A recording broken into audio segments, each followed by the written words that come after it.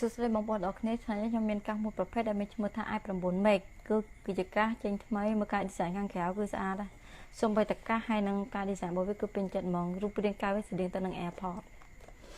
និយាយចំហើយកាសហ្នឹងគឺសាក់ថ្មដែលអូតូទៀតអូតូបន្តិចសាក់ថ្ម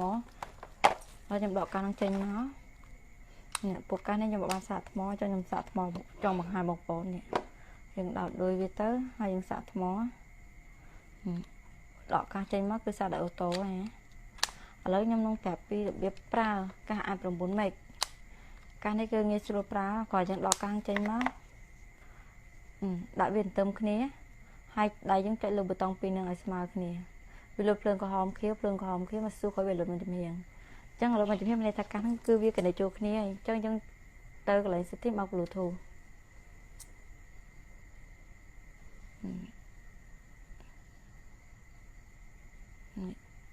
បោក Bluetooth ហើយយើង search ចុចកន្លែង search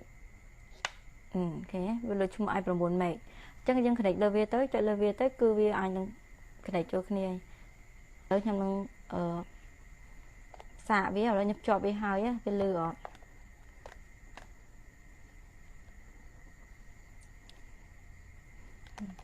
ហើយខ្ញុំ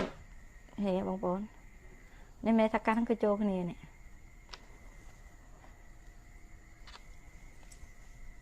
លើហើយសំឡេងនិយាយថាស្ដាប់ឲ្យគឺពេញចិត្តហ្មងសំឡេងច្បាស់វាឮច្បាស់ល្អហ្មងទាំងបាសទាំងសំឡេងនិយាយចំគឺអត់រ៉ែទេអរគុណសម្រាប់ការមើលវីដេអូមួយនេះ